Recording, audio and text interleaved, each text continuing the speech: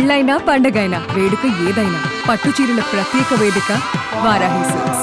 So Rajendra Nagar అంటే almost airport వెళ్ళే route లో, ఎయిర్పోర్ట్ కానీ అన్ని అమ్మేసుకొని ఏం లేకుండా హైదరాబాద్ సిటీకి వచ్చి ఈ రోజు ఒక half of the Rajendra Nagar కొనే స్థాయికి రాజ్యాన్ని వచ్చాడు అంటారు. అట్లా ఏం లేదు, రియల్ ఎస్టేట్ లో తిండికుంటే చాలు. ఆ.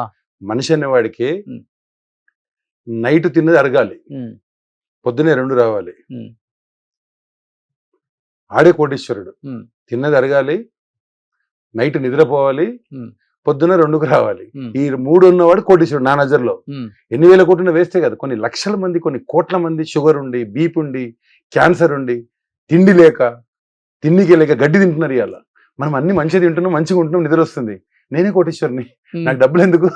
అవునా కదన్నా? ఓకే. ఏ కార్లో తిరుగుతారన్నా? నాకు ఒకటి క్రేటా ఉంది, ఒకటి ఎక్సీ ఉంది. ఓకే. సో కార్లు బాగా కలెక్షన్ బాగా చేస్తారు. నాకు ఒక కారు, నాకు ఒక కారు, అంతే అంతే. ఆ కారు 10 years అయింది, ఈ కారు మనకి 5 years అయింది ఇప్పించి. ఎస్, నాకే కార్ల మీద ఇప్పుడు నా క్యారెక్టర్ చూసి ఇంకా కార్లు ఏది లేదు నాకు. సమాజం బాగుండాలి, సమాజం కోసం ఆలోచిస్తా తప్ప నాకేం పెద్ద ఇది లేదు, ఇంట్రెస్ట్ లేదు. ఓకే. సిటీకి దూరంగా ఉంటున్నారు ఏంటి మీ కాలక్షేపం? ఆర్టిస్టులు కలవరు, కాలక్షేపం అంటే ఇంట్లోనే ఉంటారు? అక్కడ ఇంట్లోనే ఉంటాను. నాకు 2 times మెడిటేషన్ ఉంటది. జిమ్ కి వెళ్తాను 1 hour. పొద్దున్న 5 గంటలకు గుడికి వెళ్తా, రోజు గుడికి వెళ్తా, టెంపుల్ కి వెళ్తా, శివాలయం. ఎర్లీ మార్నింగ్ 3:45 లేచి 1 hour వర్కౌట్ అయిన తర్వాత ఇప్పుడు మళ్ళీ టెంపుల్. 5 గంటల తర్వాత యాజ్ యూజువల్ కన్స్ట్రక్షన్ సైట్స్ అంతే. షూటింగ్ ఉంటే షూటింగ్. ఇదే కాలక్షేపం. అంతే. మందు తాగడము, నాన్ వెజ్, మందు అన్ని ఏం లేవు. మందు తాగరు, నాన్ వెజ్ తినరు, నో సిగరెట్. ఏ మంచి అలవాటు లేవు నాకు. కానీ మిమ్మల్ని చూస్తే ఎవరు అనుకోరు కదా? అనుకోరు. అవును.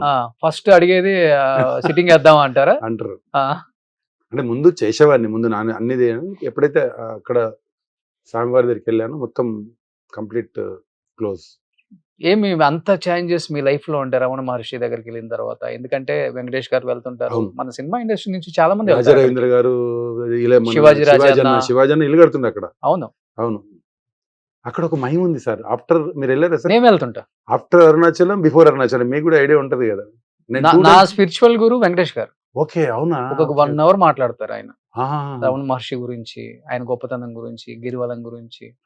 ఆ ప్లేస్ లో తెలియని ఒక వైబ్ ఉంటుంది. 100% నేను నేర్చుకుంది ఆయన దగ్గర నుంచి చెప్పాలి. అవును. నేను మంత్ లో 2-3 times కూడా వెళ్ళిపోతా. ఒకసారి వెళ్ళిపోయి కూర్చుంటా, ఆశ్రమంలో కూర్చుంటా బాగా. నేనంతే.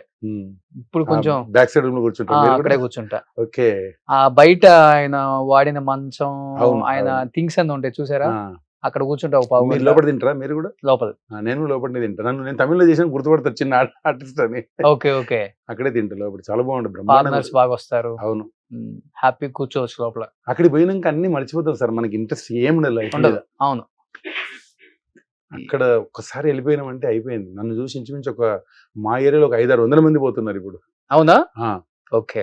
నేనే ఒక 200 మంది తీసుకెళ్ళా. మంచి ప్లేస్.